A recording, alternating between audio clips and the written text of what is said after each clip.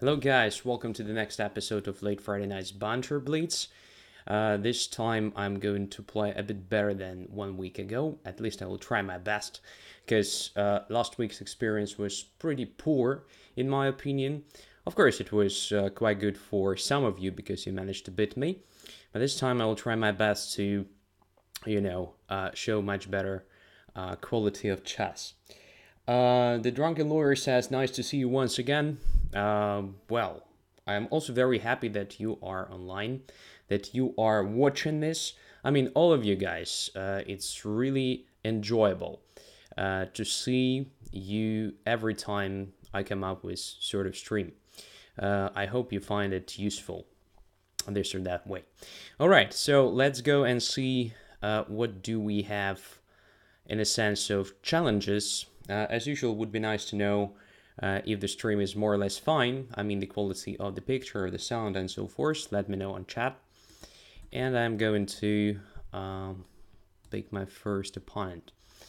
So let's see, what do we have here? Almost everybody I played at least once at some point. So I'm trying to find somebody I've never ever played before to start with. And here is the one, the guy from Norway, Tears Duck. Except, first game. Stream is okay here, says Twyhosx. Everybody else is also more or less satisfied. Very nice. Okay, so let's start. White pieces.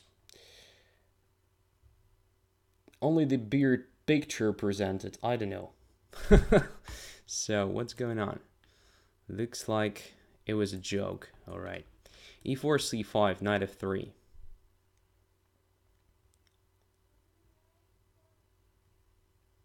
Knight c6. Okay, so not very popular move if we talk about my Banter Blitz experience. So usually my opponents play something else, but now we get the dragon, accelerated one. So let's react as usual, just with the knight b3. Not super ambitious move, but also, I would say, not without the poison. Drunken Lawyer says, "Congrats for over 3,000 once again, Andrey." Well, basically, during the previous Banter Blitz, I had 3,052 points. But then lost several games and went much lower than 3,000. But well, I had 1 week to come back. And well, at some point I was even lower than 2,900s. But then managed to win several games, so I'm here again.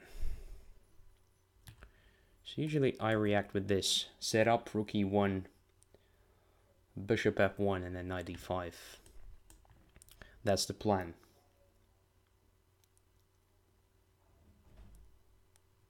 So Akuzek says, "Give us a chance." Oh, I surely will. So, bishop e6. Now I can play knight d5. I can also start with then bishop g5, but I think, why not? Just knight e5 immediately.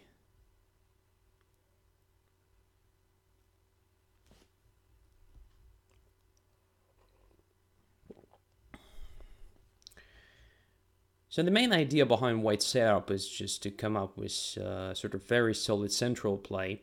I control central squares. My knight on d5 is quite active. If it is exchanged, the e file becomes open. That's why I put my rook on e1 in advance. And also typical thing here is to play c3 with the pawn, so that bishop on g7 feels not very optimistic anymore, because it is quite limited with my pawns on this diagonal.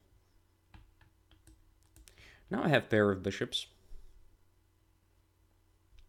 Knight goes to e5, usually it lands on c4.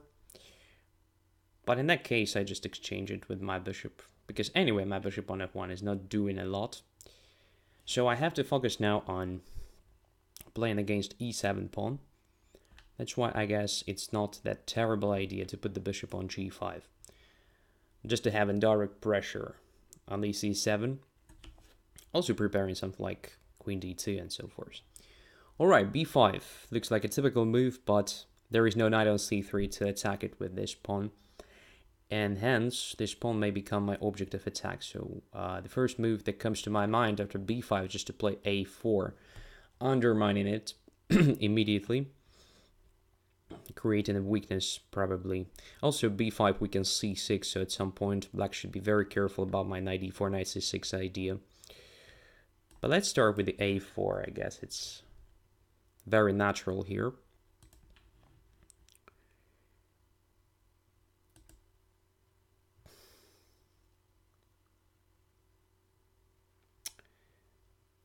Andrey, what is the translation of bishop, the chess piece, in Ukrainian? I guess it's like in Russian, slon. So it's like an elephant.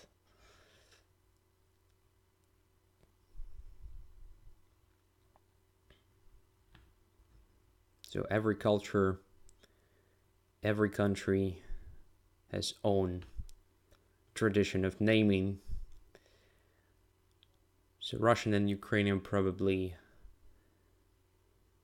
inherits the very classic Indian form of chess, I think. I'm not sure. It's knight c4. b2 is under attack. I wanted to take on b5. I'm curious if I can do this. So if I take on b5 and knight takes on b2, I have queen d2 attacking that knight. Knight has to go back to c4. Most likely, then I take it and I take on a6 with sort of advantage. So I can start with this ab5, I mean.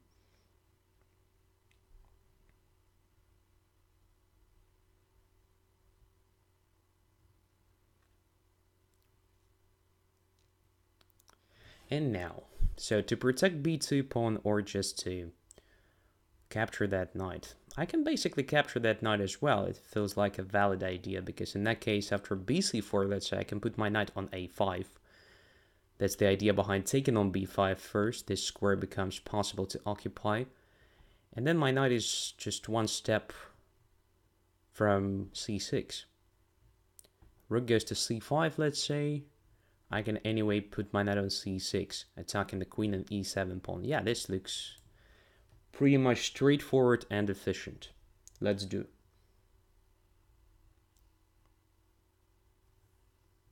Rook takes c4. Well, it's basically the same. I can still play knight a5 and knight to c6, right? Right. Let's go there. Let's go to c6. All this is possible because of black's b5 move. I'm not sure that it was a good idea to weaken position like this.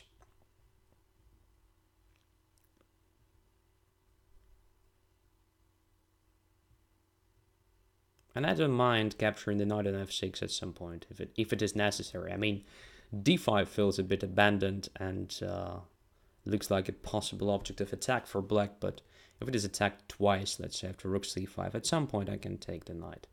But if rook goes to c5, I have knight to b7 even, attacking the queen and the rook. So rook probably has to go here. Now I guess knight to c6 looks very good.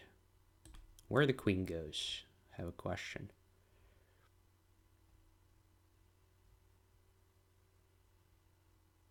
To e8 maybe, not to lose e7, but this looks terrible because queen c8, well, I just take on e7, right?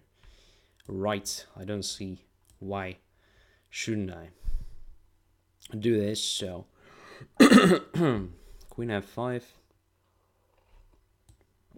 Okay, let's simplify. So now we have extra exchange and the pawn in addition to that. Position is technically winning for white, but I have 47 seconds. But it's, I think, a manageable task anyway. So let's keep on simplifying. At least trying. Weakening light squares is not very dangerous because black doesn't have so many pieces to exploit this weakening. Okay, b4 I'll just take. And rook b1. And b5, b6, b7, b8, I think, is a valid plan. At least go in as deep as possible into opponent's camps. Now to play f4, not to play f4, I don't know, I think it's not that bad. To stop black's counterplay.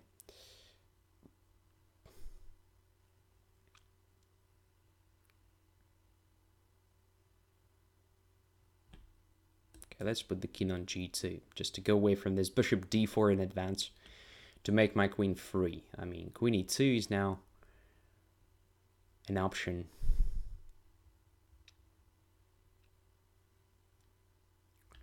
Now I can simply take on f5, I suppose.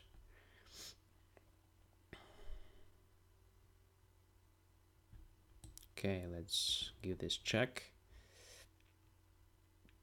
And what?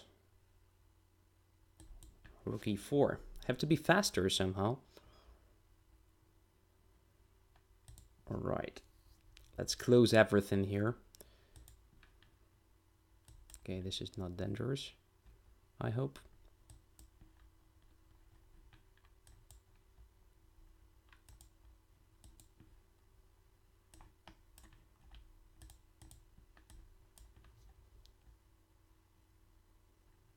So, all right, interesting game, but I believe that black's problem started somewhere around move 14 when he played b5. So b5 is a serious weakening. At the same time, it is a typical Sicilian move, right? How to understand when to play b5 and when to, well, avoid it. Actually, I believe that b5 is really efficient when the knight is still on c3, so that you have an idea of playing b4 to kick this knight away from the center, and hence increase your control of central squares. When there is no knight on c3, b5 is really seldom an efficient idea, because you don't attack anything specific, but you put the pawn on b5 where it is quite vulnerable, so I can undermine it and create a weakness.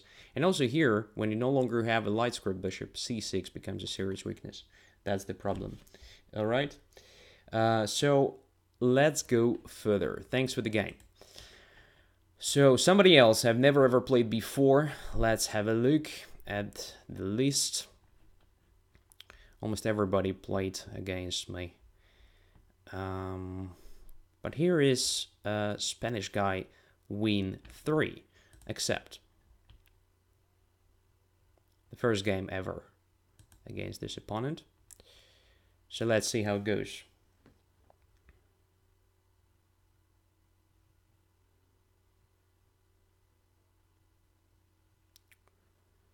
Waiting for my opponent's move. So the stream is still okay, more or less. Thanks God. Knight f6, knight f3, e6. What do we have here? Okay, transposition to main lines. And one more transposition to close Catalan.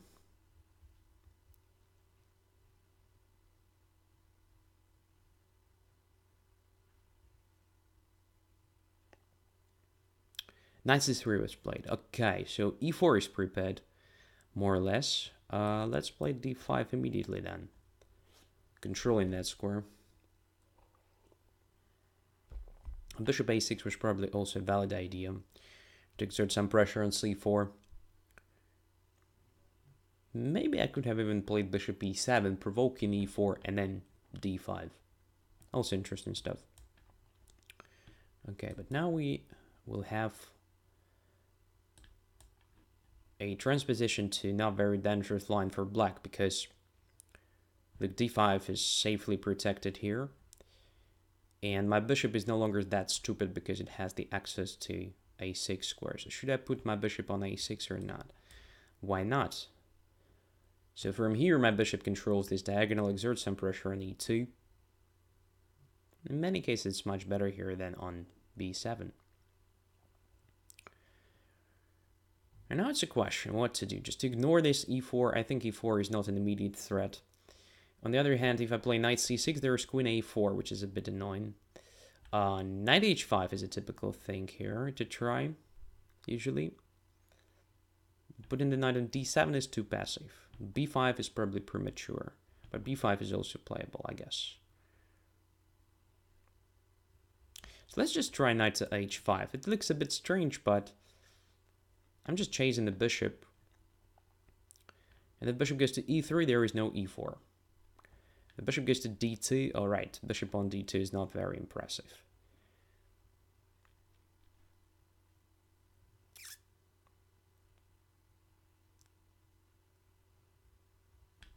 On the other hand, my knight does nothing absolutely there on h5. So it's better to come back. Let's see. All right. So now we have another task to deal with that knight.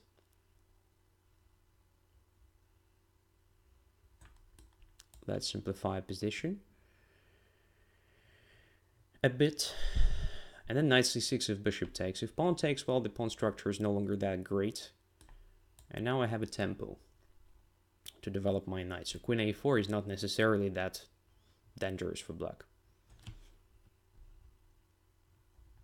Bishop f4. All right. So now e4. Is it coming or not? Probably it's not an immediate threat, so I had the time to put my rook on c8 at least. Okay.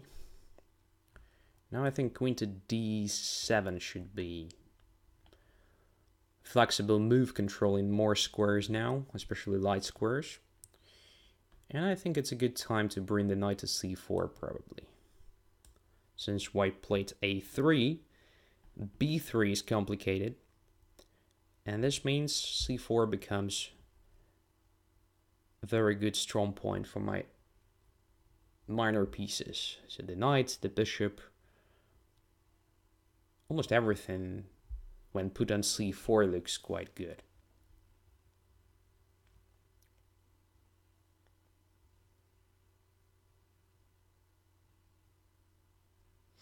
Kramnik student says, if he doesn't move bishop, Andrey will take it. Sure. I love bishops. Especially when I capture them with my knights. Okay, this looks like white is losing some material. So queen a4, knight a4, then e2 is protected by the rook. I can take on c1. e2 will be hanging if rook takes. There is also knight b3 idea, so I'm not sure which move to make there. Let's see. So rook c1, at least bishop c1 is possible. What about knight to b3 now? Knight to b3 attacking the rook, and d4 will be under pressure. This looks very attractive. Let's do that. If rook c8, I occupy the only open file in this position, which means I should be better. If rook goes away, it's basically the same. I mean, I control the file. Okay, knight goes back to c3. Now I have bishop a3 at some point, but I think I can just take the pawn on d4. That's the best move. Very important central pawn. And there is a pressure on e2 now. Black should be winning gradually.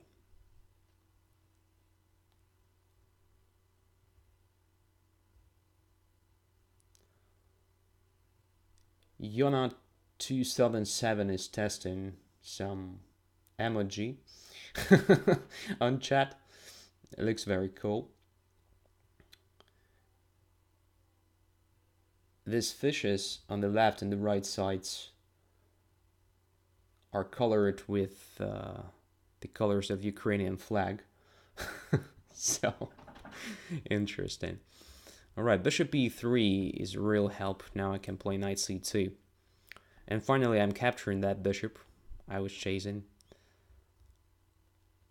And at the same time, damage the pawn structure a lot. But let's see, do I have something better like d4, rook c2? No, it doesn't look like an improvement, so let's just take. And now something like bishop to g5, right? Just attacking this new weakness, pinning the pawn. So now I have d4. Oh, this looks terrible for white. I mean, it's lost because the knight is pinned in addition to all the troubles. So it's over. Now I just take the rook. And the knight is trapped in addition to all the things. Complete disaster. complete disaster. So, I have a feeling that after knight to f6, when I played knight h5 and back to f6, well, first of all, you could have played bishop f4. Another interesting idea in this type of positions is just to play bishop to g5 and hell, just exchange it for the knight. Yeah, I know that I'm a big fan of bishops, but in this position, I think after you take on f6 and play e3, my bishop of a dark color is not very good. Anyway, you can efficiently limit its activity, so knights are more interesting pieces here. Moreover, knight f6 is a good defendant piece. I mean, it controls e4 square, so this exchange simplifies your e4 play. At some point, it may become interesting for you to try because, as you may notice, my bishop is on a6, not on b7, so this diagonal is potentially quite weak. It depends, I mean. But even what you played was not that bad, so knight e5, that's okay. Knight d7. So here, I think bishop f4 was already sort of inaccuracy. I would have tried knight takes d7, because in this case, if I take with the knight, alright, my knight is misplaced because it belongs to c6. If I take with the queen, on the other hand, you have something really interesting after e4. So I guess this maneuver knight h5, knight f6 was definitely not very good. So instead, I should have played knight c6 or something completing the development. Because here, as we can say, I'm not really in time to do anything. So you already exert some pressure on d5. I cannot take because it will be very dangerous, I suppose. Well, maybe I can take. Basically, taking here, bishop takes, bishop b7. But then something like, you know, even taking on b7, or maybe queen f3.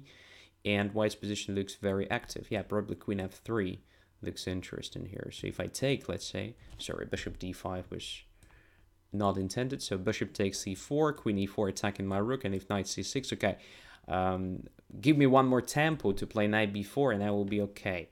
But here comes d5, so I think white should be at least slightly better here. Maybe it's equal position, but just put your rook on d1, bishop somewhere, and you have pretty good centralization. At least you're out of danger.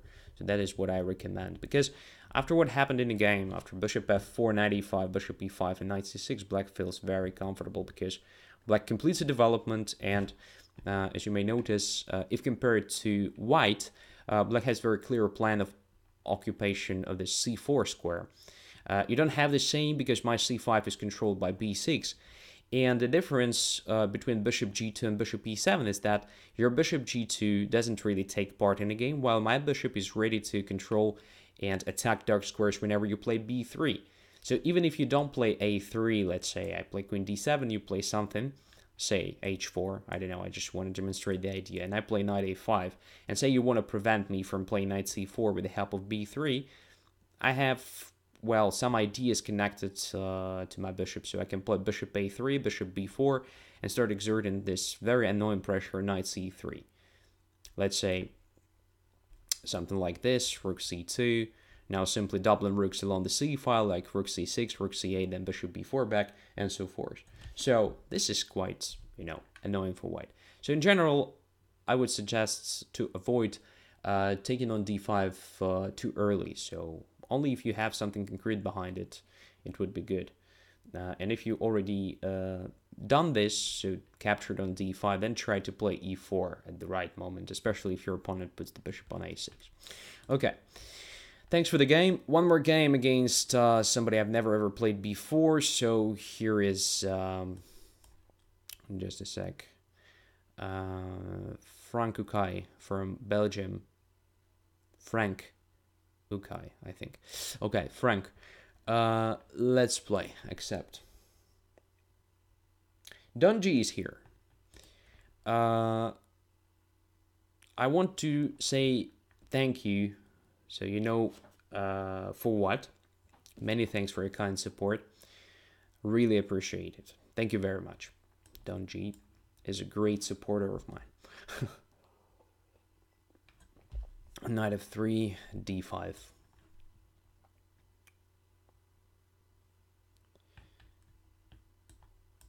So if you want to be cool, be like Don G, because he is cool. castles. So let's try something ridiculous here. I mean, really tempted to counterattack, even though it may be not really a good idea, but usually I play something really simple like g6, bishop g7, gradually preparing castling short. But here I somehow want to be more aggressive. So let's try it.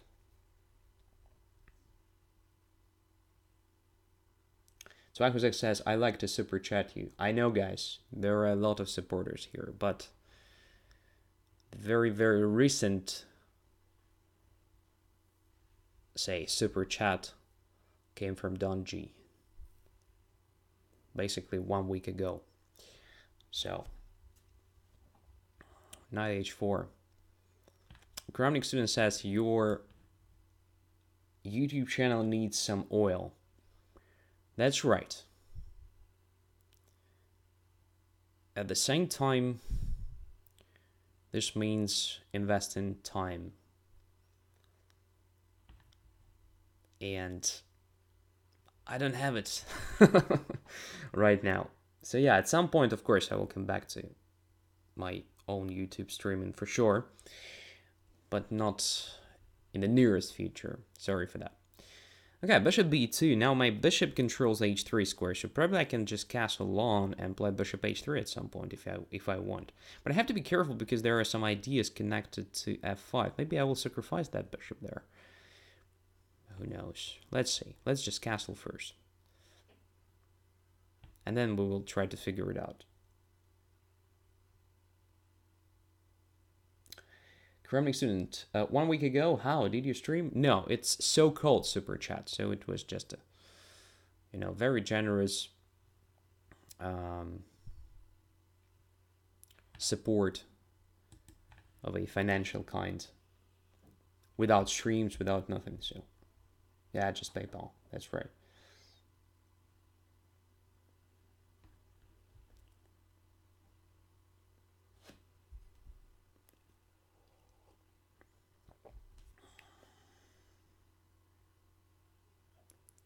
d3. Well, this is too much, isn't it? Because now I have d4, knight d5, knight d3 idea. This looks just a great weakening of the position. Let's try it. I mean, why not?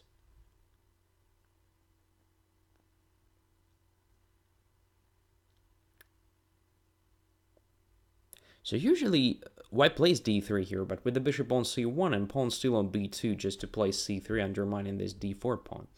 In many cases, there is no such an easy way for the knight to e3, even though e3 is definitely a weakening. I mean, it looks like a weakness, right?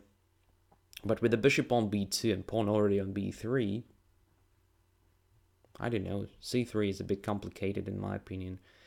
And at very least, when I play knight e5, I will have a direct threat of just knight e3, so white will have to play bishop c1 or just grab my knight on d5. In both cases, it feels like black grabs the initiative.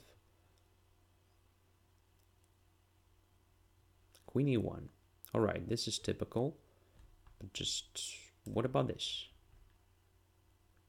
I control e3. So if e4, I just take un passant. And I'm fine, more than fine.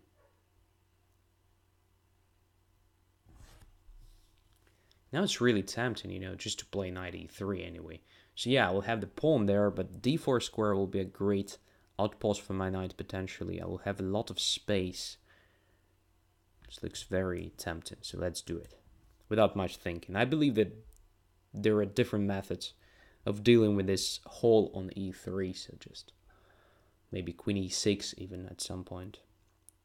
Trying to have the piece there after this exchange. But this is also very interesting, I know. The situations when, in boxing, your opponent's position on one of the sides leads to Just very quick queen. Queen c3 attacking c5, but I can take on e2 if I want. On the other hand, it would be nice to take on e2 with the knight. So what about playing e5, protecting c5, and after f takes c5, something like knight to d4. This looks like an idea. I bring my bishop to the game, more or less. So I can obviously take my knight now, preventing me from playing knight d4. But in that case, white loses very important defender of the king's side, the light squared bishop. And my light squared guy is still here, so I'm okay with sacrificing a pawn. MGTOW asks, Andrey, what's your next tournament? I have no idea. Maybe, well, German Bundesliga. I don't know. Maybe I will have a chance to play something earlier. We'll see.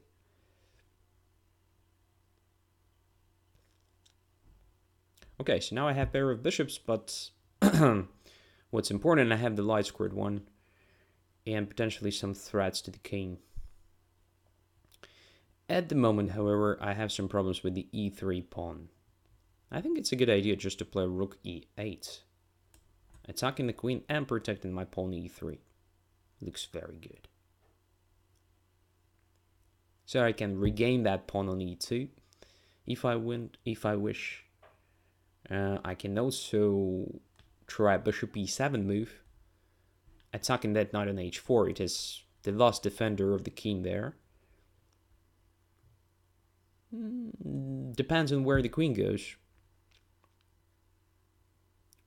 I think there are not so many. Okay, after queen g5, I think bishop e7 is just an automatic reaction. So just queen is almost trapped. Queen g7 is the only move. Queen e5, just bishop f6 or bishop h4 wins instantly. After queen g7, I just take on h4, gh4, rook g8, also winning position. Yeah, it's lost completely. I mean, queen g7. Well, bishop f6 is possible as well, just taking that rook. But it's also okay just to take here. Well, as I said, the knight was the last defender of the king, and now just rook g8. It's over. Queen goes away, bishop e2. Game over. Simple as that. So, d3 was, in my opinion, quite strange. In general, I would suggest to try something connected with trapping the bishop. So I thought that f5 was the idea, the main idea behind knight h4. And to be honest, it looks quite interesting, so I'm not sure what to do here. So my opening play was pretty much optimistic. After f5, I thought I would sacrifice the bishop if you will attack it. So I wanted to play some like queen c7, maybe controlling g3 and preparing for attack against that pawn. If you play h3, I take there. So I wanted to try something like this. And then if you play h3, I take on g3. But you can just complete a development like knight to c3. Looks a valid idea. So it's not so simple to play against f5. So maybe I would play something like e6 at some point, undermining it, but who knows. Well, in general, I guess after bishop to g4, the best move was something like knight to e5, just asking, what is this guy doing here on g4? Because if I take here, you get what you want. Typical thing. So pawn on e5, attacking my knight. My knight goes away, which weakens d5 seriously, so you have plenty of different ideas, including even c4, undermining it and getting to my b7. So this looks terrible for black. I didn't want to take your knight. Instead, I wanted to try some like h5, protecting the bishop. But in this case, you have very good looking centralized knight. And again, you have ideas like c4. Because d5 is under pressure. If my pawn goes somewhere or takes on c4, my knight on c6 is not protected enough. So you get much better pawn structure in that case and probably just win the material. So I cannot play d4 or dc4. Instead, I have to protect my pawn, something like this. But you can keep on doing your stuff. Just knight to c3, exerting more and more pressure on this pawn. At some point, you can play queen a4 and then even e4 or something. So my bishop looks misplaced here on g4, and maybe I will have some concrete problems with finding a good position for it. So knight e5 looked very good. Okay. G5 possible for black, says Twakusex, probably after f5. But then en passant, f takes g6, and if f takes g6, g6 was hanging. That's the thing. So probably it was possible, but not sure if it was good. Okay. Thanks for the game. Was interested. Now go back to the normal order of challenges. So the first is Sebi. Sebastian. Now I know this. So let's go. Black pieces. Black pieces. Let's try something different, because we usually play Ruy Lopez with both colors. Gonna try something more risk taking, risk embracing. All right, f4 is a good move. Aggressive one. Mark Taimanov Ostrovskiy not making any music today, says 12x. I'll wait a bit. It can still happen.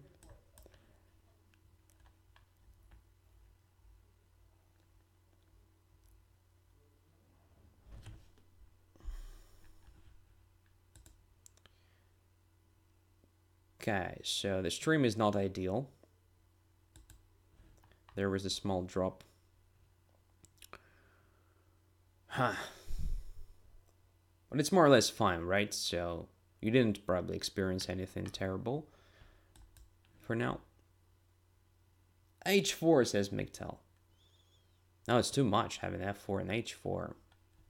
This just weakens g4 a lot, so I would have played something like h5, and then g4 is terrible. Hole in white's position. But who knows? Maybe h4 is also valid, especially when you play Blitz, right? So why not? Alright, so here, what do we have? So let's try to play b4. By the way, just remember what I told you in the analysis of the very first game, right? So here, b5, b4, as you can see, I just attacked the knight. Very similar to Sicilian stuff. Getting rid of the knight, controlling central squares e4, d5, and now I have better access to this square. So just play knight f6, attacking e4, and intending to occupy d5 if white plays e5 move. Karsten asks, b5 is good here. I don't know, is it good or bad, but it's typical. That's the idea. To exert some pressure on central squares. Since I didn't occupy these squares with my pawns, I have to compensate it with the play of my pieces. What about h5 now? Weakening a lot, I know, but h4 is a concrete idea, just attacking e4. So white has to do something with this threat, I guess. If e5, I still can play knight d5. Or maybe knight g4, we will see. I'm not sure what my knight is doing there on g4. Of course, if white plays h4, stopping me from playing h4, then knight g4 will be very, very natural. We will see. So here, I believe knight d5 should be played. Attacking the bishop, tempo move. It's all about tempo here, because white's position is strategically much better. More space, and so forth. So now it's a question, should I play c5? It's a typical thing to undermine the center like this. So probably I have to play c5 here. What else? Can I play h4? Then I goes to e4. So what? h3, weakening this diagonal, but again, g3 or g4 and what? I cannot see anything specific. Another idea is bishop h6, attacking f4. But then again, too many options for white to respond. Let's try c5. Looks like a playable thing, so.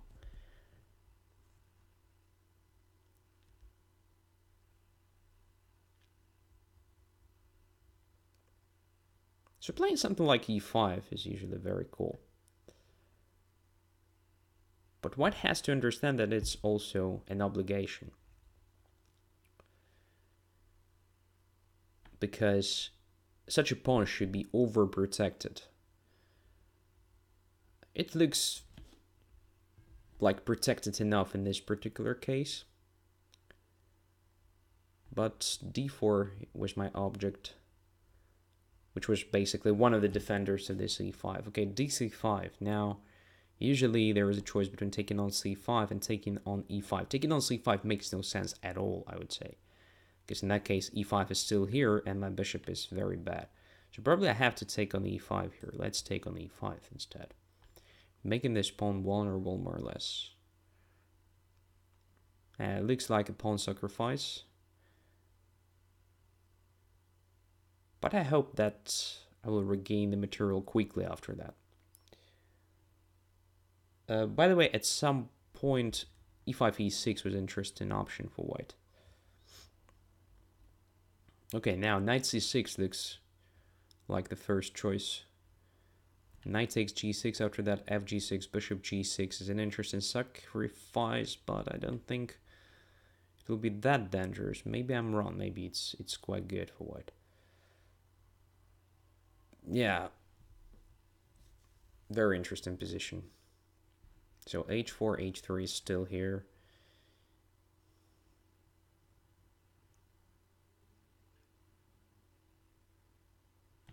Okay, never mind. Let's see. If it is a great sacrifice on g6, let it be.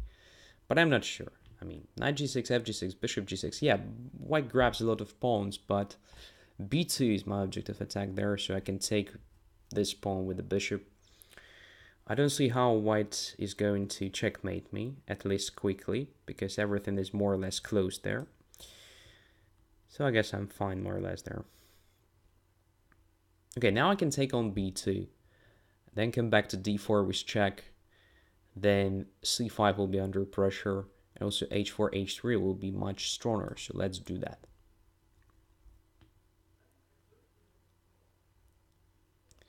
I have a feeling my opponent missed that fact. So probably white is going to sacrifice the exchange and play f5 here. This at least would be very consistent. Because if rook b1, I just have all the time in the world to prevent white's active play there. But I also have some counterplay, so now h5 is not that terrible. Because now look, I just play h4. I just play h3. Look at this. My bishop c6 becomes a monster. So if g3, I can even consider playing f5, getting rid of that knight, and then my knight jumps somewhere, grabbing something. But this something will be definitely very delicious, like the queen on d1 is my object of attack. Queen g4. Okay, what's going on here?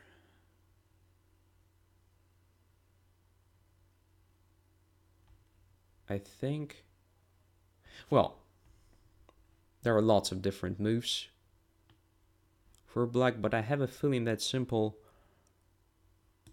knight to f6 looks just very, very good.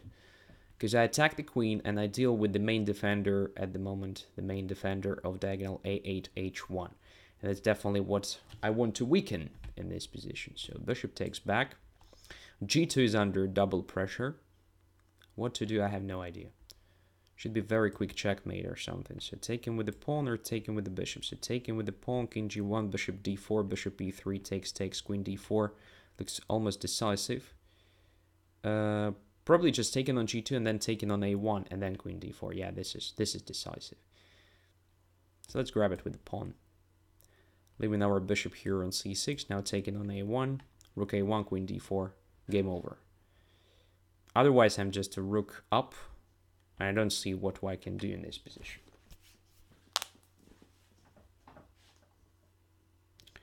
Twackos asks why not hg2 first instead of knight f6, because anyway, if I play knight f6 after that, knight takes f6 with check. Moreover, knight on e4 is better protected if I take on g2 first, because queen joins the defense. That's the point. And now it's just a checkmate in two. Okay. So, taking on g6 was probably a good option. At least not castling there, because after castling, I believe I'm completely fine. Or, again, at least playing f5 here. So f5 looks quite good. Same idea. I mean, if I take on a1, queen takes a1, white has a tremendous compensation. So I didn't want to take on a1, at least in this position. And after f5, I have some problems, at least with the g6. So I thought I would have a possibility to play just h4. In fact, giving you a chance to take on g6. So if takes here, say I give you this check. On d4, king goes to h1, I take the knight. I think black is winning here because g takes f7 check, I just go to f8. And it's over. Over. So if you don't take on f7, alright, what to do with the h2? Now if you play h3, I just capture it, right? Takes, and knight e3 check. Time to resign for white. So I saw something like this right after I captured on b2 because I didn't consider even this f5, I thought I would have enough chances to counterattack. Maybe instead of castling, immediate f5 deserved attention here. But in that case, so you can hear this now, right? So you wanted to hear my son, and probably you can now. So f5 here, but still, it's not what white wants from this position. I believe knight takes g6 is the principal option. So takes here, bishop takes g6 check. I wanted to go here. Now you can take on h5 even. So knight takes h5 looks very nice. Here I wanted to try bishop takes b2. And now who knows? I don't know. Rook b1. Attacking the bishop. Not sure at all. I mean, who's defending, who's attacking here to start with? I don't know. So okay, I play bishop c3, let's say. It doesn't feel like my king is in a very dangerous situation here. So it is quite safe because f5 is closed. And I don't see the way to open it. So I think I'm fine here. I guess, well, it was earlier where white could have improved his play. So for example, bishop e3 is not the main move here. So the main move here is e5 immediately. And the point is that you make e4 free. So now whenever I play b4, you have knight e4, a much better position than e2. So you don't have to improve it through g3, wasting so much time. So e5 is a good idea, but I don't think that bishop b3 is that terrible, so it cannot be that terrible. b4, knight here, alright, knight f6, knight g3, all this looks very natural. And this h5. Maybe even knight to h4 deserved attention here. I mean, it looks very ugly, but you stop my pawn from going to h4, first of all, to prevent this very concrete threat. And you're going to play e5, and then again, g6 will be under pressure. Maybe this is interesting. I don't know. It's a complicated position. So e5, alright, knight e5, bishop goes to d2, c5. Well, at least not taking on c5, I guess.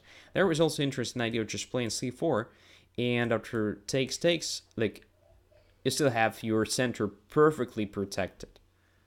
So I was basically afraid of this. So after cd4, I no longer have anything specific against your center, so you managed to protect it. And you have a lot of different attacking ideas, including e6.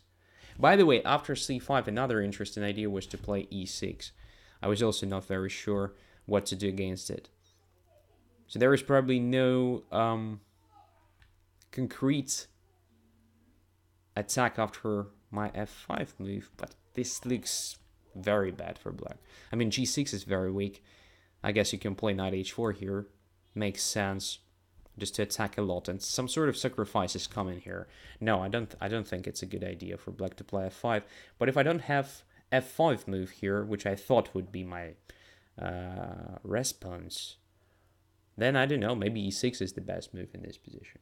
So, in any case, you should have played in a bit more aggressive way here, just trying to punish me for so many weaknesses all around the board. As I said during the game, it's all about tempi. Okay, the drunken lawyer is here, so let's accept. Let us accept another game with black pieces. Graf von Pollen is also here. Very good. E4. Okay, this time let's play E5. No more experiments with birds. Ah. God. So what to play against this? Let's try G6. I don't know. Anyway.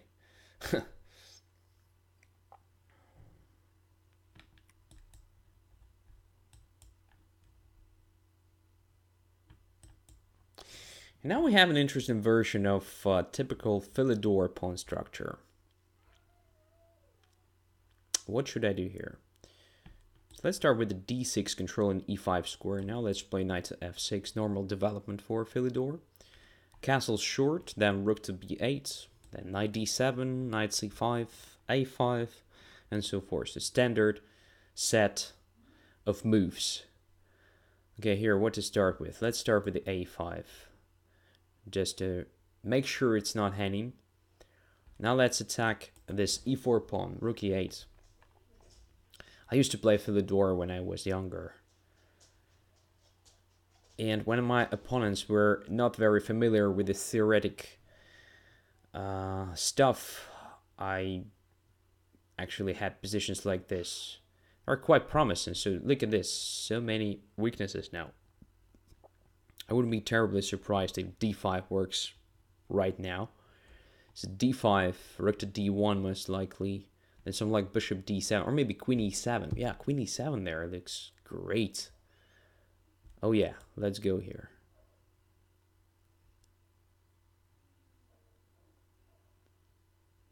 So rook D1, just queen E7, pinning the pawn E4, and bishop is hanging, so let's do that. E5, I mean, I just take on the E3, right? Right. And now I think I have a double attack or something. Let's focus. So D4, bishop D4 is probably nothing for black. Although there are a lot of different moves with the knight. I would say jumps with the knight.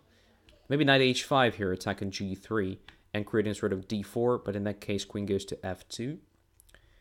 Can we do something there? So something like queen B4. Again, creating sort of D4 and attacking B2. Bishop C5, queen takes B2.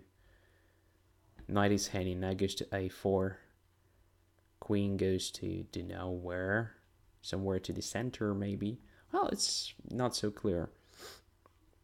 Can I just start with the queen B4 right now? Also looks very good, so just attacking B2. But then bishop goes to C1 most likely. Which is a good position for black, but still, I'm somehow tempted to start with the knight H5. This looks too good.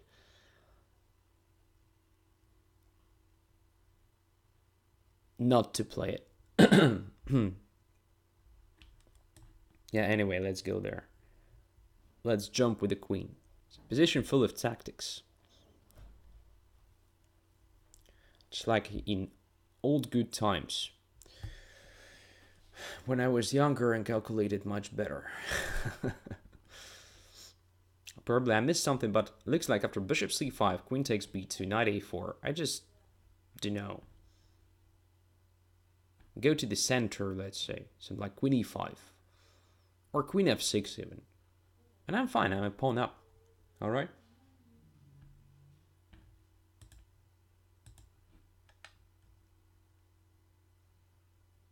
Right, it feels like the only move anyway.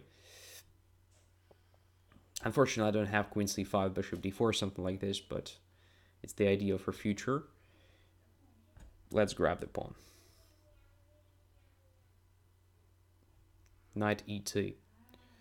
Okay, not even attacking my queen. Wow.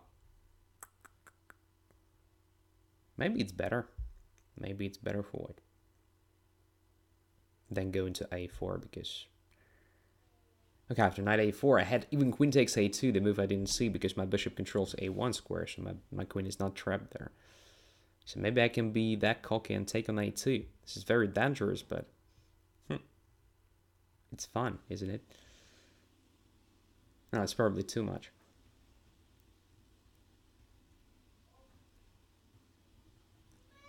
But hey, if I can survive it, this will be just terrific. Let's take it.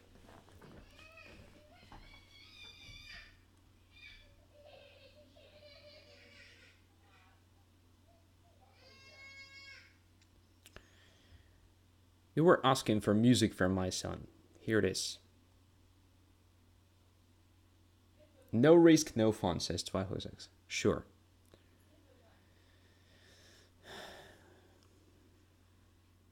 So 2 pawns up for now. Still underdeveloped.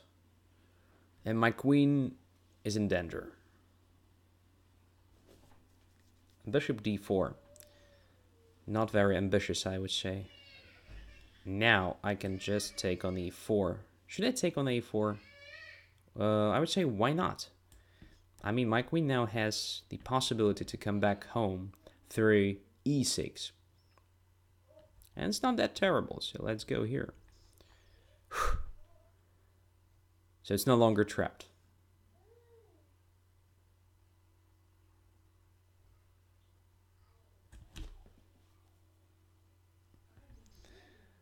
Great sound, says Twyhosex. Yeah, that's true. He's very loud. Oh, this is something I missed. What to do now? I mean, bishop d4, knight takes d4. That's what I missed. Oh. Jesus. It's really annoying. So c5, I think, is my only option. I mean, if bishop takes g7, I take with the knight. Knight is terrible, but still okay. And here, yeah, I can also hide. So at least I don't lose this knight. All right, more or less, I managed to solve the problem. It's 2 pawns up still. Some problems with the f7. I have to be very careful about that pawn. But I guess I'm fine. So queen e5. That goes to d5. Then knight f6 is a threat. Maybe I'm not fine anymore. Maybe I have to sacrifice some material to break even. Wow. This is terrible. Okay, queen f6. Knight d5. Queen f2. But then c7 is hanging. Knight f6 is a threat. But I think it's important to exchange queens anyway. Because with queens on the board, it's definitely over. And here I have rook d8. Okay, so I'll give up one of the pawns.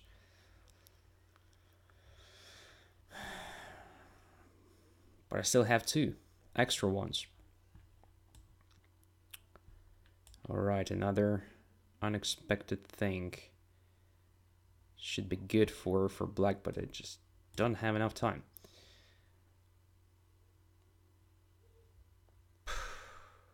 Okay. Will this bishop be captured? No. Okay. It's even better for me, I think.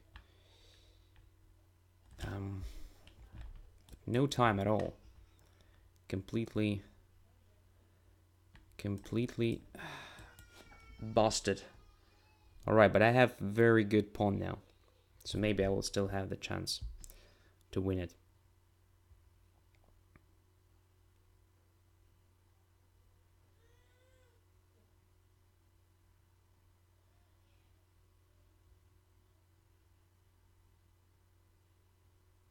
So there is an easier way to win the minor piece, of course, if the knight blockades my pawn. But is it, you know...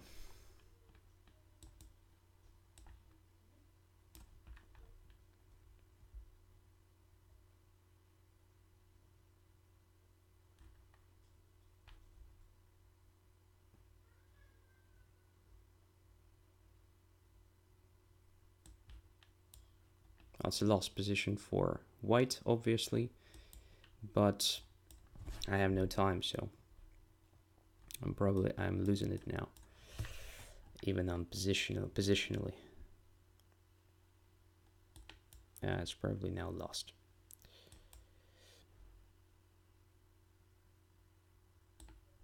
Yeah, it's lost now.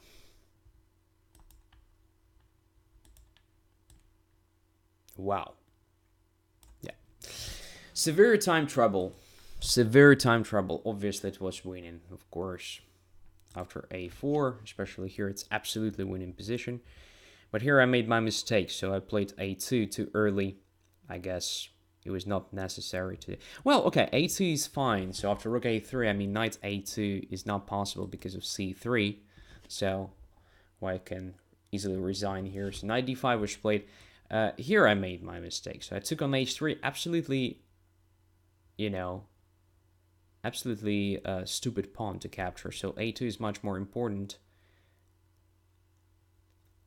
Maybe I'm overestimating my position. In fact, c4 is under pressure. So yeah, I guess a2 is premature. So instead of playing a2, I should have done something with my knight. So probably knight e8, moving this knight closer. So like knight e8, knight e6, or knight e8, knight c7, at least covering d5 and b5. Have no idea. Have no idea. That was crazy position, isn't it? And the game was quite good. So I'm happy I captured on a2. But I'm again below 3,000, and I lost 29 rating points. Ah, the drunken lawyer drives me mad. All right, next game.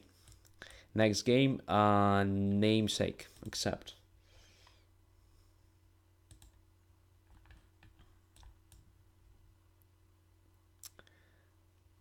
It's of course a joke. Good fight, my friend.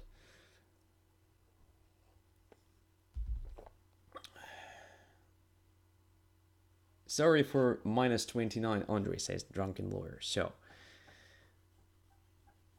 you congratulated me with 3,000, and you basically did everything to spoil my rating.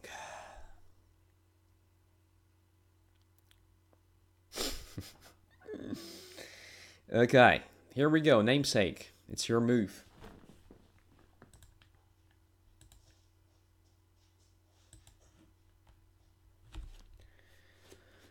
Waiting for, 10 more seconds, right? As usual, 10, 9, 8, 7, 6, 5, 4, 3, 2, 1, abort. Okay, sorry. There are other guys waiting, so Kasparov student is here. Whoa. Accept.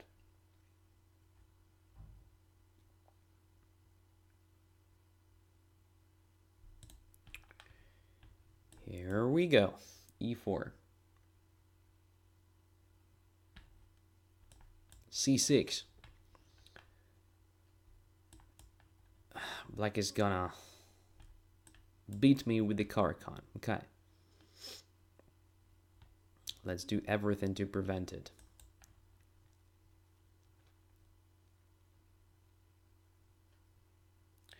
Miktel asks, where is pawn holder? No one knows that. Except for him.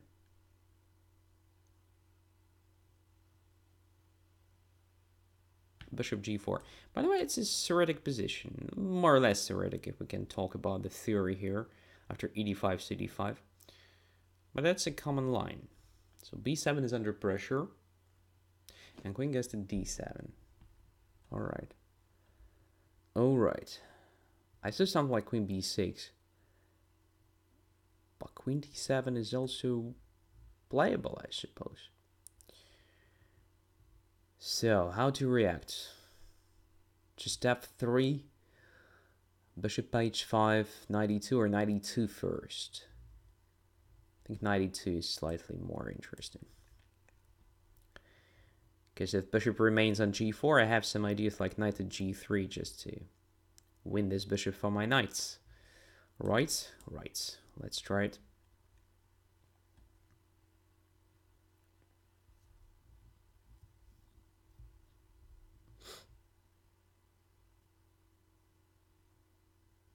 Okay, black is not against, which is a portion of good news.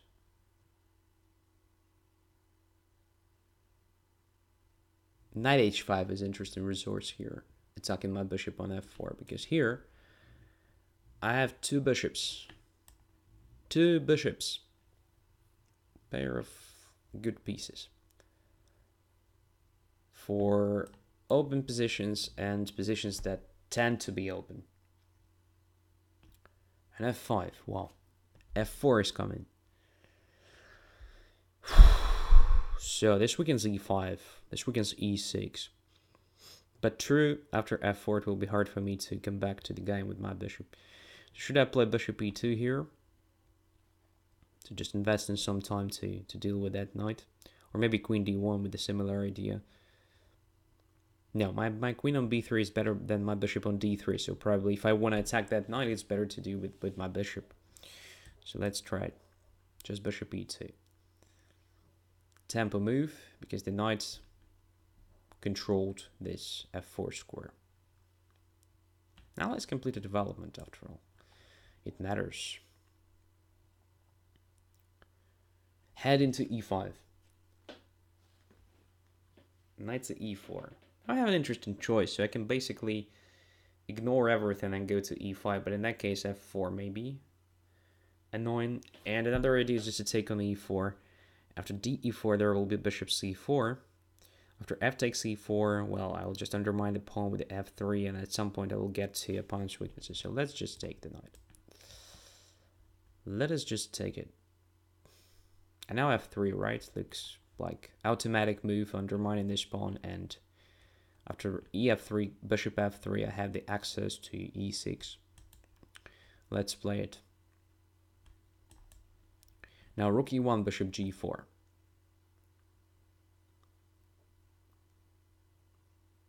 Not bad. Not bad for e takes d5, I would say. Let's go there. Don't see anything against this simple move for e1.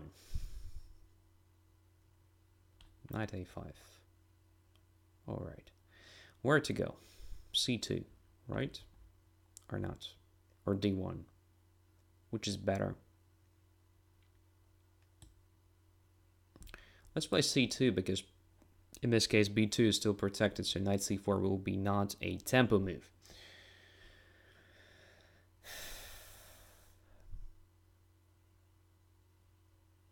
$29.77 looks terrible.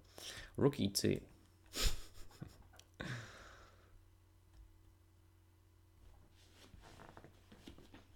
So I should remember that against the drunken lawyer I have to be much faster, because it's always the same. So I'm in a time trouble and the guy just beats me in that time trouble. Right, what about bishop g4 now? Bishop g4, rook f1, king f1, queen f7, king goes back to g1. Not very pleasant. Bishop e5 is also an interesting try, and then just g3 attacking the bishop. No, everything looks quite good here. In fact, I'm not against simplifying the position a bit. So let's play bishop g4. Okay, rook f1, king f1. If check, I just go back to g1. So what? It's just one check. Not necessarily very dangerous.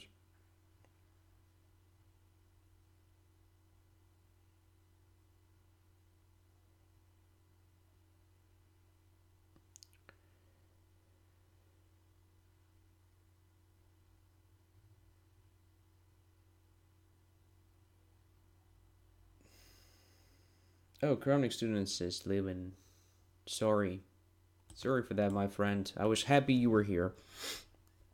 See you next time. Okay, this gives me a tempo, so let's put the bishop on e5.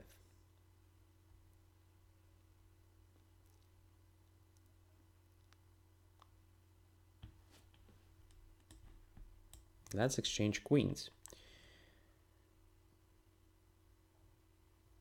And this endgame should be just very good for white, I think. So first, let's get rid of this bishop. Where it goes. So two weaknesses, g6, e6. I have no weaknesses at all. Okay, this one is for h4.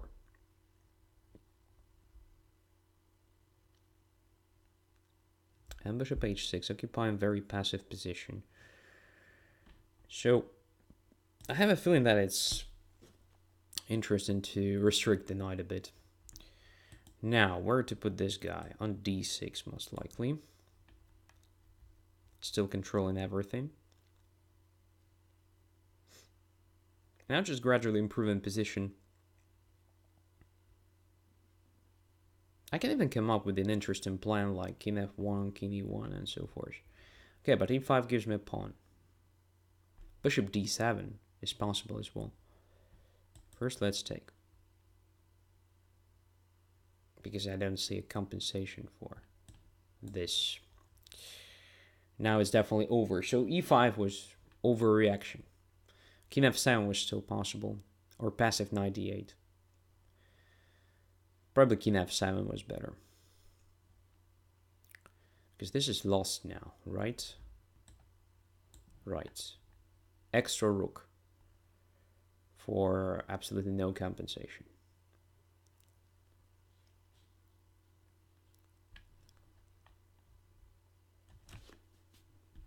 King g2. G4. Bishop here. Attacking this pawn. Knight might be trapped.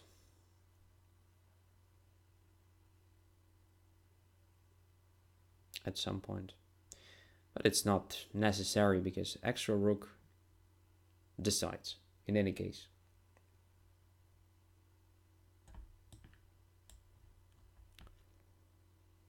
But now the knight is trapped. Nowhere to go. All the squares are controlled. Okay, my opponent was very generous during this final stage of the game. Giving me a chance to grab everything that is possible to grab.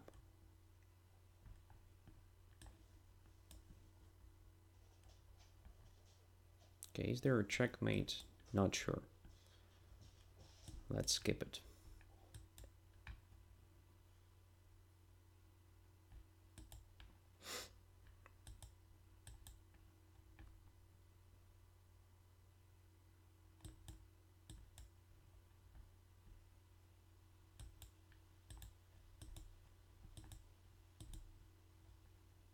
Oh, come on. So, interesting thing happened in the at the very beginning of the game. So after queen d7, maybe I made not the best move. So after knight e2, alright, e6 was fine. After knight g3, I guess knight to h5 deserved serious attention just to save the bishop on the board. Especially after h3, that was still possible, I believe. So knight goes to h5, counter-attacking my bishop on f4. If my bishop goes away, just knight takes g3, damaging my pawn structure, and bishop has h5 square to retreat to g6. Black will be even better in that case. So probably here I have to take, and after that, black is fine.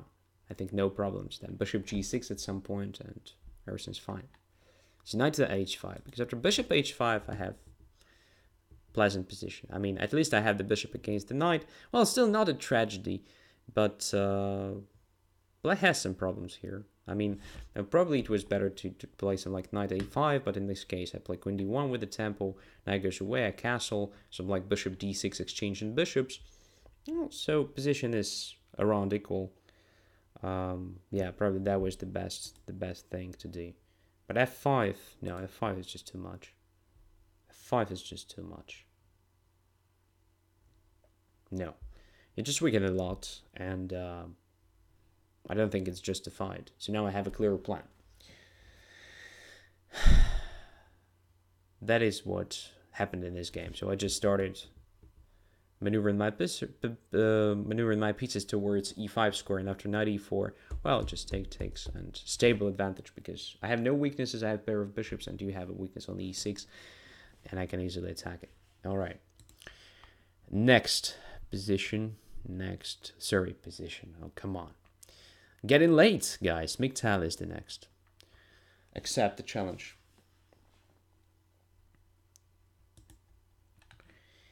Here we go. So probably Kara can as well.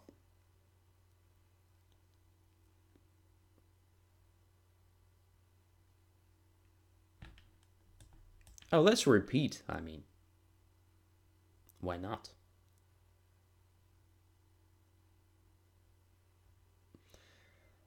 I mean, I revealed all the secrets of that position, but still. It's really funny when we talk about secrets in positions like this. I mean, after ed5, cd5. Oh, e6. Well, this makes the bishop bad, which already gives me some sort of advantage, I think. Slight one, but just very pleasant position, I mean. Let's bring the bishop to f4.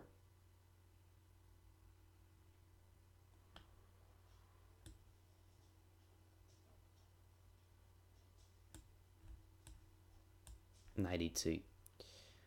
Not necessarily the best move because, you know, knight doesn't belong to e2 here. It's better to have it on f3, but I have another one to go there. So it looks like just a Carlsbad reversed, right? And it is, in fact. Without dark squared bishops here, it's like without light squared bishops, it's if it is a normal Carlsbad. With a passive bishop there, just definitely very pleasant Carlsbad. Because minority attack is not very good here because c5 is an outpost for the knight potentially. So I would say white should be better here. But first I have to come up with the right pieces placement. Rook e1 preventing e5. Is it necessary, or I can just give my opponent a chance to play e5? In that case, pawn d5 will be isolated. I'm not sure. So let's start with the rook e1. Anyway, the move I'm going to make at some point, sooner or later. Now let's bring the knight to d2.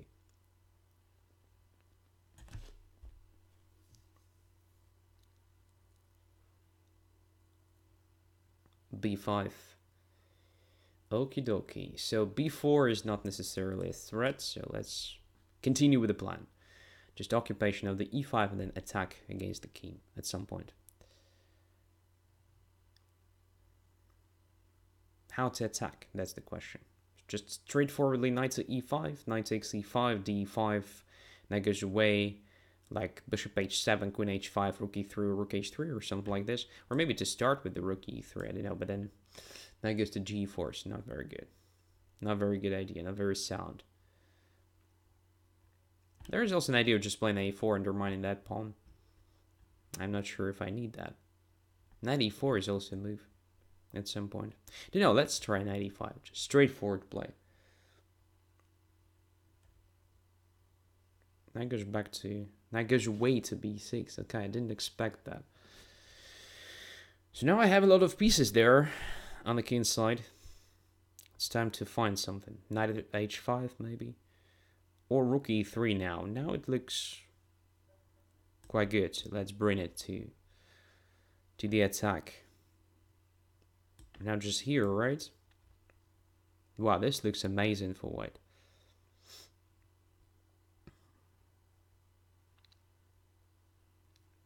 So many pieces now. Attacking the king.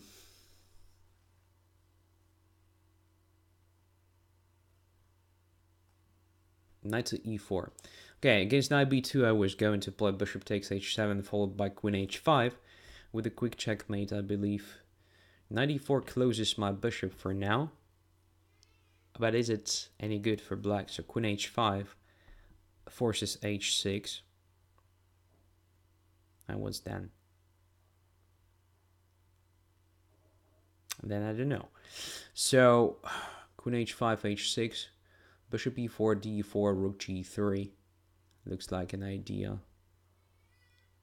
Simply bishop e4 takes e4, knight c4, bc4 gives me better pawn structure. But exchanges too many pieces. Hell, I don't see how to proceed here. But it should be like very close or something. Okay, let's go there.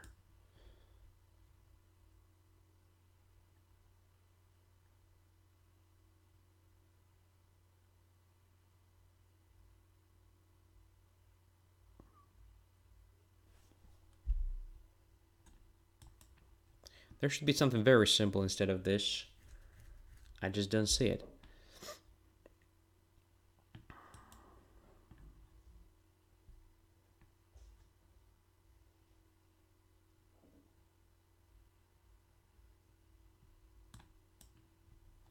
Knight e5 was not correct. I think queen f6 was still very solid, and probably white was slightly better, but now I think it's just over because I don't see good defense against queen g7. f6 loses a pawn on e6, and yeah, everything else is just very bad. All right. Yeah, knight takes e5 was a mistake. In fact, queen to f6 was good. Oh, queen f6, knight e7, but then queen takes f4, right? f4 knight is hanging. That's the problem. That's the problem.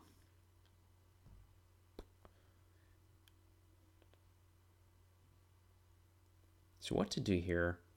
Queen g4. Or maybe knight g4. Come on, I didn't see this move. This looks very good. So it takes here. Knight takes h6, using the fact that g7 is pinned. So queen h6 wins the queen. King goes there. And now just knight f5, right? Yeah, knight f5 wins. King here, rook g7, checkmate. All right, or knight e7 even. Also very convincing. So yeah, queen f6 doesn't help after knight g4. Queen g5, by the way, fails to the same tactical shot. Knight takes h6, check. And if queen h6 wins, g takes h6, and just take on g5. Yeah, queen f6 was not good. So probably it was already quite bad position. And it should be because I have so many pieces there attacking, while black's pieces are far away and so forth. But still, I was somehow not very sure that it will be that simple. I didn't see knight g4, that's the reason why. I was a bit afraid of this queen f6, but knight g4 just finishes the game. Yeah. Okay. Knight e5, okay, queen e5, and it's over.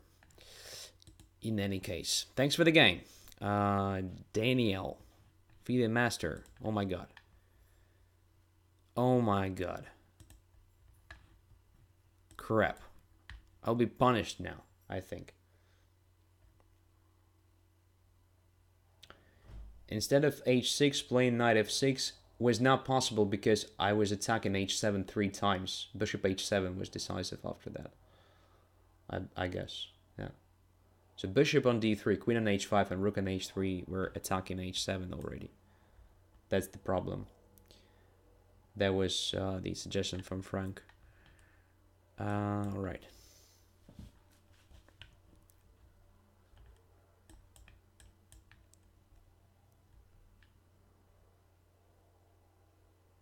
Now let me remember what to do here. I have no idea. Just d5?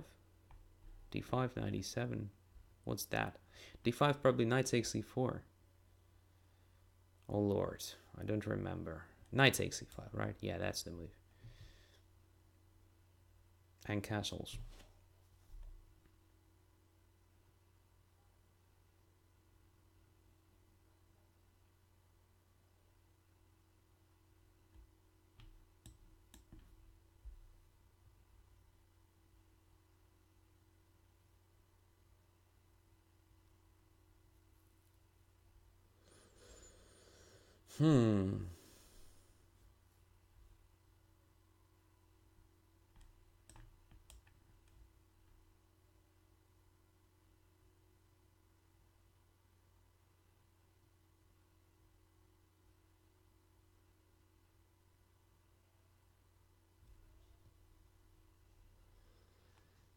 Queen d3. After taking on c6 or just prior to... Yeah, queen d3 prior to taking on c6 was probably a good idea. All right. Here I'm a pawn down for sure if bishop takes c3. Yeah, queen d3 is the main response to queen e7. Maybe it was also the best reaction to castling. Maybe you're right. Most likely you're right. So, bishop g4. Now I have a problem. Now I have a problem, but feels like I'm okay. So here I wanted to do what? Just to put the bishop on e3 with the temple, attacking the queen, and solving the problem with the diagonal a7, g1, then f3 protecting everything. So looks safe at least, and we get the pawn structure Very similar to exchanged Ruy Lopez. The difference is that I have both bishops on the board, which is not necessarily a big advantage if compared to that situation, but feels not that bad anyway. Okay, if I play f4, queen goes to h5, right? Right. So, what to do instead? What to do instead? So what about this bishop to start with?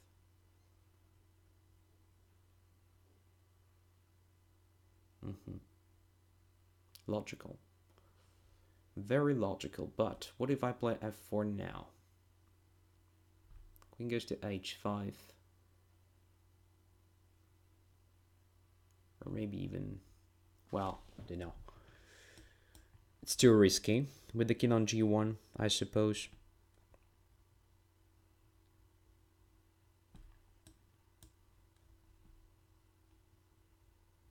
Uh-huh. Wow. Interesting, but what about queen c5 now? I cannot take on d5 with the pawn, it's clear. My queen is hanging, but what about queen c5? What is going on there? So queen c5, I pin the knight. b6, queen c6, knight say I'm pawn up, right? Right. Let's go there.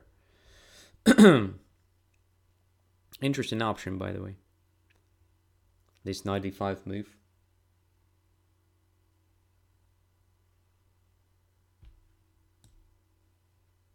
Am I trapped there? Queen c6, knight e7, queen b5 at least.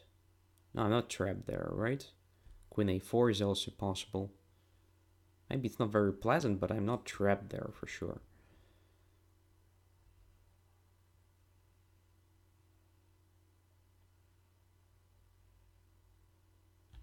All right, and here, that's the question. What to do? To take with the queen, playing the endgame, or saving this queen on the board and taking with the pawn, then f4, sort of attack like f5, maybe e5.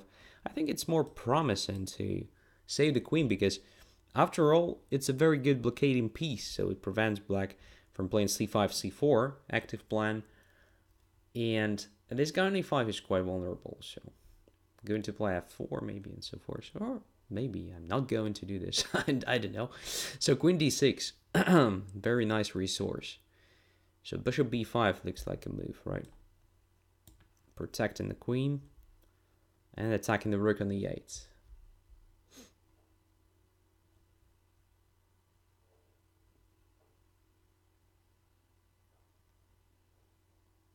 Maybe it was not necessary.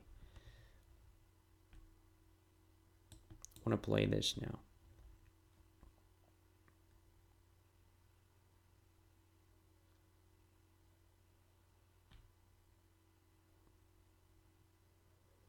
I have to capture now.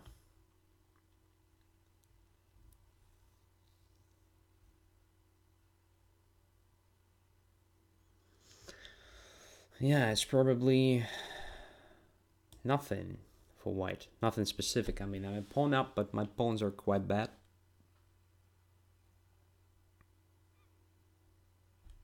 So I don't know if I have a chance even to save this material advantage for a long time. And again, I'm in a time trouble. That's the main problem.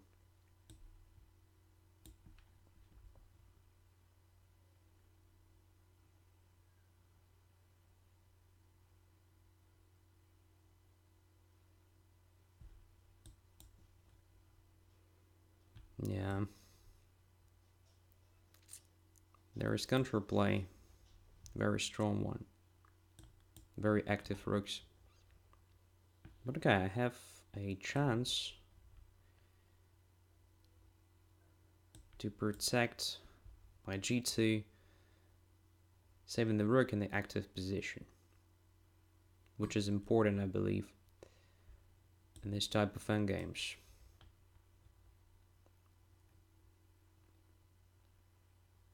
That was stupid. This rook g5 doesn't really attack anything.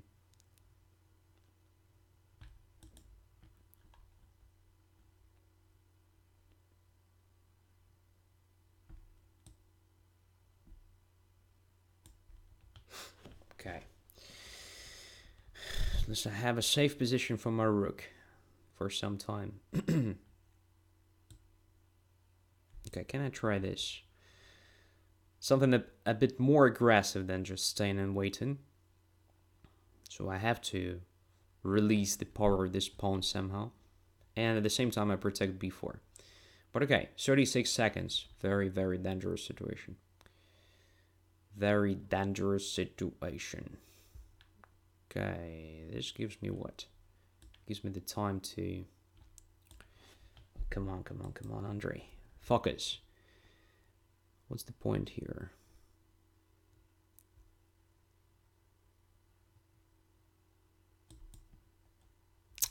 No, I should have started with activating my rook first.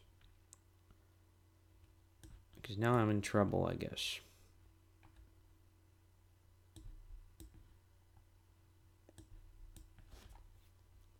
Maybe I'm not.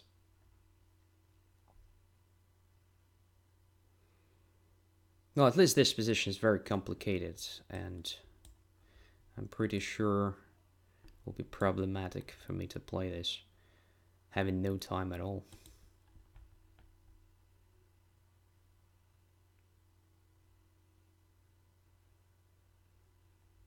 Yeah, I was close. I just started pushing that pawns prematurely. That was very bad. That was very bad, you know.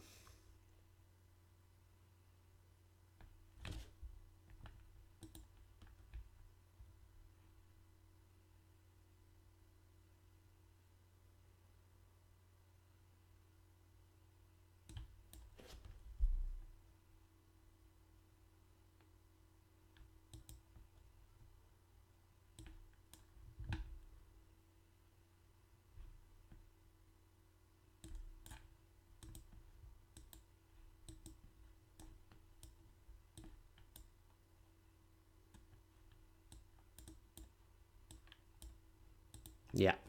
Lost in time, of course, black had a chance to play rook h1 at some point, just promoting to queen. But come on, why? Well, I have no words to describe it. I mean, I already did everything to, you know, get the advantage in this endgame. Moreover, my opponent spent the time on this a4 move, which I think is a mistake. So I thought my pawns would be attacked quickly, but here I spoiled everything with this f6 e6 idea. It was not prepared well. Yeah, just play rook to f1 first, I think. Yeah, rook to f1. Why not? Just activate the rook first. And what is interesting, I thought of this. And I had a feeling that it would be the right way to play. So the difference is that after rook f2, let's say, I just take the rook, play f6, forcing g6. Okay, it's a different story. I have 2 extra pawns now. Sure, black has counterplay and so forth, but just a counterplay. It's not enough, I believe. Just rook d4, and this should be just lost for black completely. I win this f7, and it's close to the end of the game. Even e6 wins here. Yeah, just e6, fe6, and f7. Very typical ideal, right? So after exchange of one pair of rooks, it's great for white. If black doesn't do this and attacks my e5, for example, I have this idea, which I saw as well.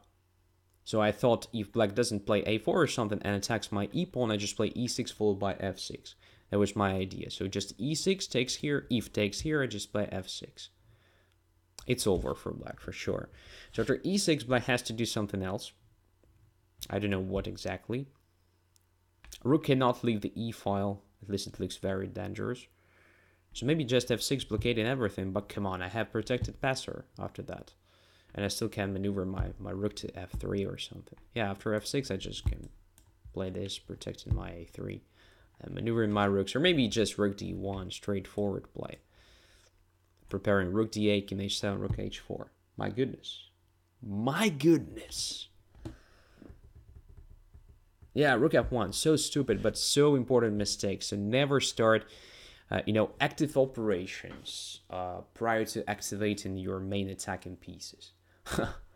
So it was so simple to understand. Even though I had a serious time trouble, it was simple to understand. Just rook f1 first. Yeah, after f6 I was punished in a very good way. So g6, well, probably this was not too late for me to change my mind and play something else, like preparing everything properly, like rook e1 maybe, intending to play e6. And if there is an exchange of rooks, okay, I'd take that pawn on h4 after that. Maybe that was correct move here. Again, activating the rook, by the way, preparing e6. So I did everything wrong here. So just e6, f e6 takes here. Again, probably rook f1 was slightly better, but I'm no longer sure because after rook f1 there was rook f2. So what? So rook g6 here, rook goes back here. Yeah, black has tremendous position now. So rooks are much more active and much better coordinated at the moment. But again, it was not necessary for me to play this poor. So I could have played rook f3 at least at some point. Right now, for instance, it looks just okay. I mean, I don't have to lose this game. So I have to protect a3, coordinate my rooks somehow. h4 is constantly hanging, so whenever rooks go away from the second rank, at least one rook goes away from the second rank, I can take it. So, yeah. But anyway. Yeah. Interesting game. Thanks for it. Let's go further. So, Graf von Paulin. Accept. Again, the same situation. So I'm well below 3,000. And that's all because of you guys beating me. But that's fine. Would be not interesting, right? If I would have succeeded in each and every game.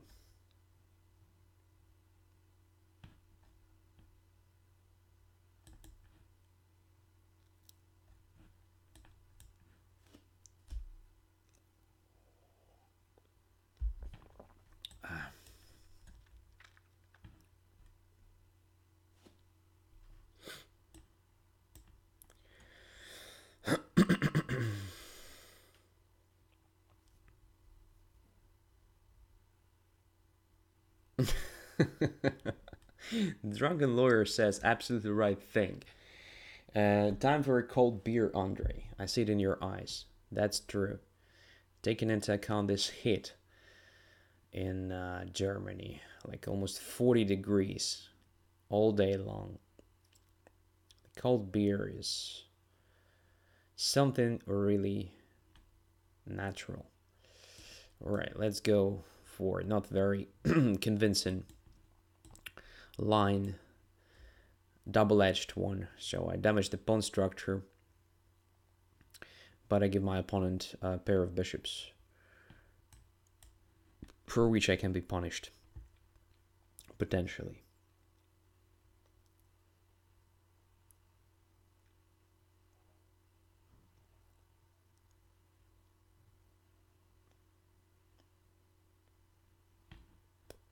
Bishop d3.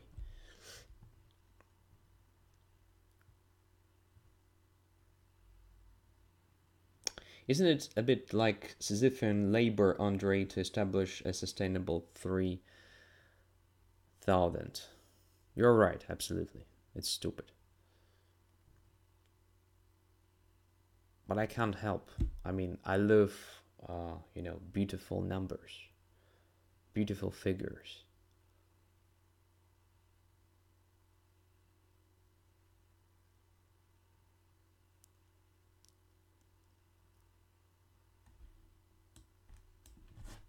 I'm not fully concentrated now. I believe this knight a5 is terrible. Very concrete move, on the other hand. Just can attack c4 and, wow, queen e2, didn't expect that. I thought there would be something like b3. But queen e2 is also quite good, I'd say. Or maybe it's not very good. I mean, what to do after queen c7? How to protect this c4? Let's try this move now.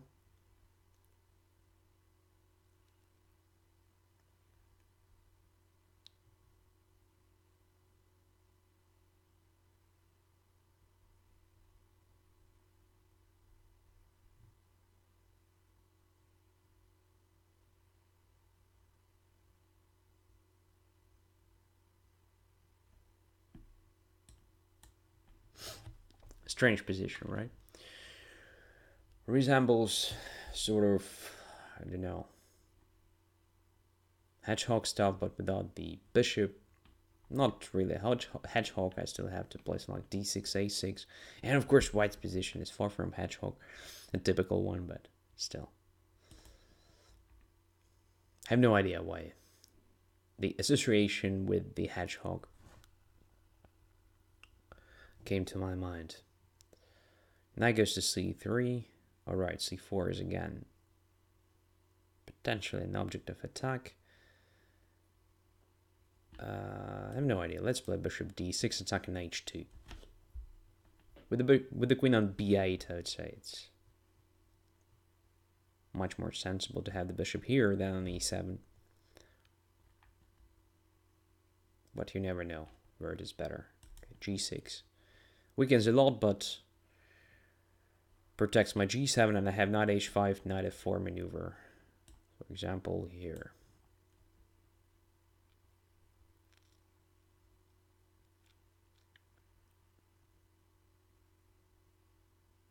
Crazy stuff.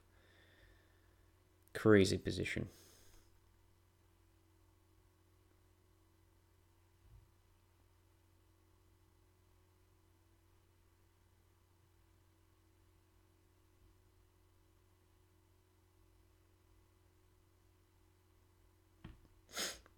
At least after bishop g5, d4 is no longer that good protected, so I can probably use it. What will happen if I play this super strange knight b3 and then knight takes d4 at some point? Let's try it.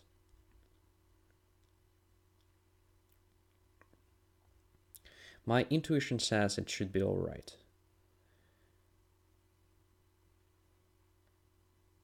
Although I weakened a lot here, but I don't see how white is going to punish me for it, because all my pieces somehow protect most important squares here.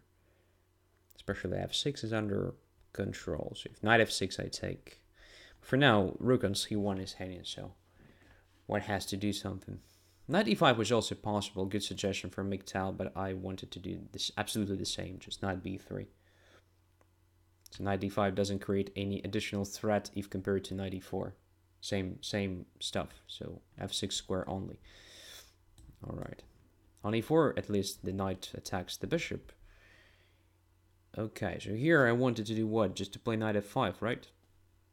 Knight f5, knight e6, knight e6, queen e5, castles. Looks very close, I mean, to losing the game, but I still believe it's a guy. I want to believe. What can I do? Alright, I have to take with the knight, because if I take with the queen, there is bishop takes f5. But even this may be okay for black. Look at this. Queen takes d6, bishop f5, queen takes h2, attacking the rook on g1. Wow, this may be even more interesting than taking with the knight. The rook goes away somewhere, and I take the bishop. Oh, it's so strange. I'll be really surprised if this would work somehow.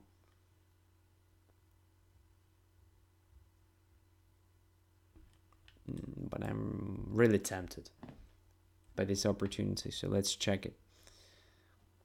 Most likely I will lose this game after all these complications, because position looks really terrible. But for now, I still have hope that it would be alright, because the rook is hanging there. If rook goes away, I take g takes f5. If queen d4, just castle. King e2 instead. Here comes the punishment, or not yet.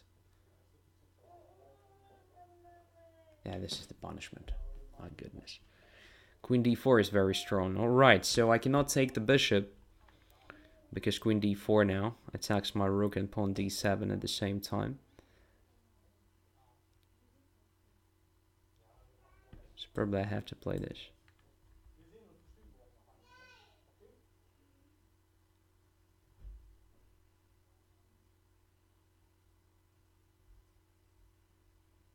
Crazy position. Crazy position. So my point, I want to take the bishop with the rook now. Also, I have some ideas connected with rook to e5. But after queen d4, what to play? Rook e5 check is possible. Queen e5 check is possible. Simple castling is possible. What is the best? My god, I don't have the time to understand that. Okay, let's castle. Let's run away.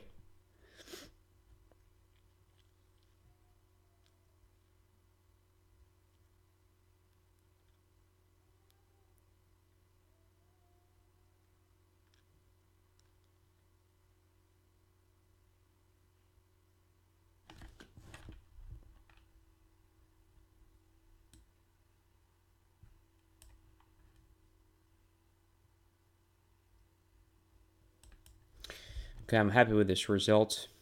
Now I'm just an exchange down, but I have amazing quantity of pawns. My pieces are much better. So that should be just fine.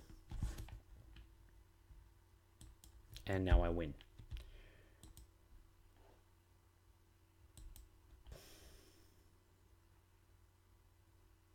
Yeah. All right. Very interesting game. Very interesting game. At some point, it was very close, I think. So, obviously, I should have captured on d6 with the knight, just to avoid all these complications. But I wasn't sure what happens after white's simple queen e5 move, just attacking my rook castles, let's say. And now just bishop e7, right? Yeah, that was quite bad for me. Yeah, that's why I didn't take with the knight, because I had a feeling that there will be just a punishment using dark squares. But interesting, right? So I'm not sure that it was correct. It was probably just wrong. So for example, this line was quite annoying. So I wasn't sure, like rook f1, gf5, queen d4, attacking my rook and pawn d7 castles. I was absolutely unsure here. I mean, king is very exposed. On the other hand, my queen controls that squares, but after something simple like king e2, well, it's over. Okay, here it doesn't work because of knight g3. So maybe just king d2 instead, and then rook g1, rook h1. Oh, come on, I cannot analyze this position right now. It's just too late. So probably. So the question from Kramnik student, after queen h8 at the very end, queen h8, king e7, rook d7. Oh, rook d7 was interesting, by the way. I didn't see that at all. King d7 and then rook to d1. Very nice. Very, very nice. So probably I have to play rook d5, right? My only move.